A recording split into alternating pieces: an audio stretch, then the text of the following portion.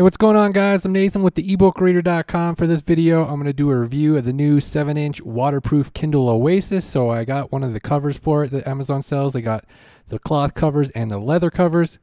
So it's like the old original Oasis's design, how it fits along the back and it folds around, and it just has this sort of like cover that sticks into the back by magnets, because the Oasis itself is very thin along that one edge, and then it sort of has like a thicker edge here with the handle where you like hold it. And then you've got the page buttons on this side, so it sort of naturally situates that way. But you can also flip it around if you want to use it left-handed. It's got the sensor to automatically flip the screen, and then that cover, it just sits right in there. It's got the magnets. It actually, when you sit it on the table, the silver part of the Oasis doesn't touch. Just the cover part does, so I was wondering if it would get scratched. The cover also doubles as a stand when you fold this edge back. I'll be using this stand, though. It's a little bit more sturdy. But yeah, so you got the page buttons. You can situate which page button you want to be forward and back. And like I say, you can just flip it over to your left hand if you want to use the left hand navigation, because it's got that sensor and it fits in your hand either way. So it's got that unusual design with the thicker side, but it does make it pretty comfortable to hold that way. So you got the power button on top. It's got the all aluminum back. It's a little bit cool to the touch till your hand warms it up. Then you've got the page buttons right there. And then you got the USB port on the bottom. So like I said, it's got the 7-inch ink screen. So usually all the other Kindles have 6-inch ink screens. So here's the Kindle Paperwhite, just to give you an idea of the size difference. So it's not that much big of a difference, but I mean, it is quite a bit bigger once you get the text on the screen. I do like the larger screen. I've been a big fan of the Kobo Aura 1 for the past year, and it's got the 7.8-inch screen. So this Kindle Oasis has a 7-inch screen. I do like it. It's got 300 pixel per inch, same as the other Kindle. So let's take a look at the front light. I do like the front light. It's quite even. You've also got the auto brightness option, so it'll automatically adjust based on the lighting conditions, or you can just customize it based on this light level here. So let's go ahead and crank it all the way up. Front lights can vary a lot from one to the next, though, so it can be hard to tell. But so far on this one, it looks really good. I'm very happy with the front light evenness, and there's no weird colors or anything like that. So I don't really use it at that high of brightness, but you can turn it up that high if you want to. Usually use it in the middle or the lower end of the spectrum, especially at night. The lower it is, the better it looks. But yeah, I really do like the front light on here. It looks very good. We've also got some new features. Let's go ahead and talk about some of these new features on here. So you got this display size option in settings, so you can set standard, or as you can see, the large one, the fonts get larger, the text gets larger. So another new feature, the accessibility menu here, is the option to invert the screen, so you can have the black background or the white text. Everything gets inverted. So it looks quite good when you're turning the screen. You don't get ghosting. I've seen ghosting issues with the inverted text before, but it's working quite well on the Kindle Oasis here. Another new feature is His fecundity. Audible support built in. You must follow me carefully. I shall have to controvert one or two ideas that are almost universally accepted. The geometry, for instance, they taught you at school, is founded on a misconception. Isn't that rather a large thing to expect us to begin upon? Said Philby, an argumentative person with red hair. I don't mean to ask you to accept anything without reasonable ground for it. You'll soon admit as much as I need from you.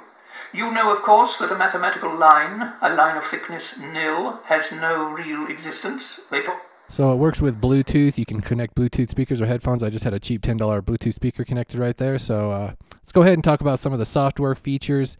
You do have the new font and bold settings here. So like they just introduced this. This is available on the other Kindles as well. You can increase the boldness, and they've added some new font sizes. So you got a little bit better choices in the font selection here. I do like this boldness option. Just sort of got to play around with it. Depends on what font you're using. Sometimes it can get a little too heavy. And then you've got the other page adjustment options in here as well, the line spacing, the margins, the usual settings. You can also switch over to landscape mode, and then you can use the page buttons to page forward and back as well in landscape mode. And then you can also you can use this touchscreen as well if you wanted to, and then it also rotates into the other direction if you wanted to have the buttons on top for some reason. So either way, yeah, you got landscape mode, portrait mode. We've also got the different alignment if you wanted left alignment. So you got the jagged right edge, but then that helps with the line spacing a bit. So it just sort of depends on your preference. We've got the reading progress indicator that shows up in the bottom left corner there. You can set some different things. So you still got the usual on-screen features. Hold down the word, you get the dictionary, the Wikipedia pop-up. You can do translations. The translations does require internet to be connected, Wi-Fi. And then you can choose between these different translations. So you got the highlights, notes. You can add text notes to highlights.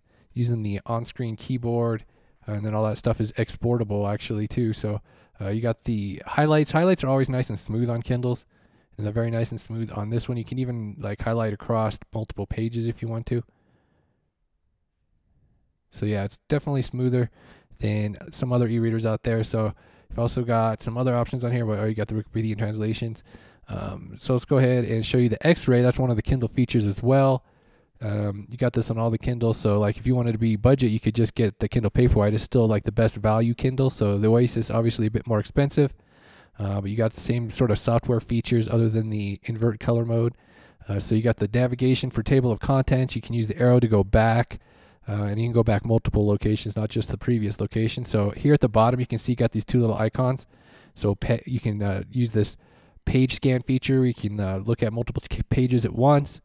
You can scan through the book this way, so that would help like if you have PDFs. I'll do a separate review for PDFs, but it depends. You know, it works well for ebooks too. You can scan through pages really fast if you're trying to find something. Then you've also got the single page. So that was the multiple page. And then you can also go back. See, it keeps your previous location in the corner as well, so you can go back to where you were. So it helps jumping about parts of a book, like if you're using, you know, reference or something like that. It makes it a lot easier navigate the book that way. And you've also got the single page navigation. So Kindle's definitely got a lot of options for getting around the book. You can enter specific page numbers, the locations. You got the table of contents, and then the fast page scans feature. So definitely some good options there. So another thing you've got with the Kindles, you've got the bookmark. So if you hit this icon right here, you can do bookmarks, or you can just tap in the upper left corner. And you can also got the bookmark preview. You can preview where your other bookmarks are added, jump around back and forth between them that way. So like usual, you got the search. Just type in a word and it will search for all the instances in a book, and you can scan through that way as well. So we've also got the social media integration. You got Goodreads, Facebook, and Twitter. You can share like entries on there, your highlights, or your, you know, what book you're reading. So what else have we got? So if you go in the settings, you've got some different stuff in here. You got like the vocabulary builder. Anytime you look up a word in the dictionary, it'll get added to the vocabulary builder, and then you can review the words.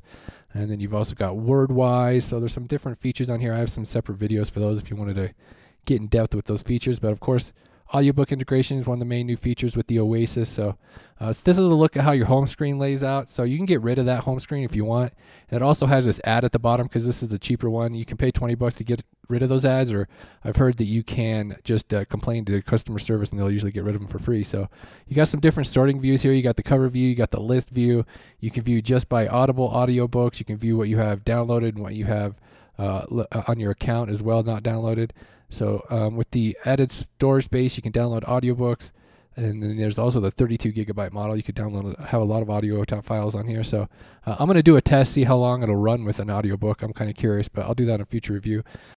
Also supports a number of other kinds of content. You can send your own documents here. You can load in some comics and manga. So we've got the panel view when you have, you know, certain kinds of content like the comics and stuff. So if you want to turn that on, you can double tap, and then it will follow the screen this way. You can use the buttons to follow the text balloons that way. So you've got the option with the panel view on Kindle. So it's not just ebooks, they also support, you know, newspapers, magazines, all kinds of stuff. And now that they got the 32 gigabyte version, you can load a lot more of that larger form content, you know, the PDFs, the manga. So you got a lot of more space for that kind of thing. They've also upgraded the processor, so it's got a dual core processor now instead of the usual single core processor. Definitely helps with that larger form content. So scan through comics pretty quick.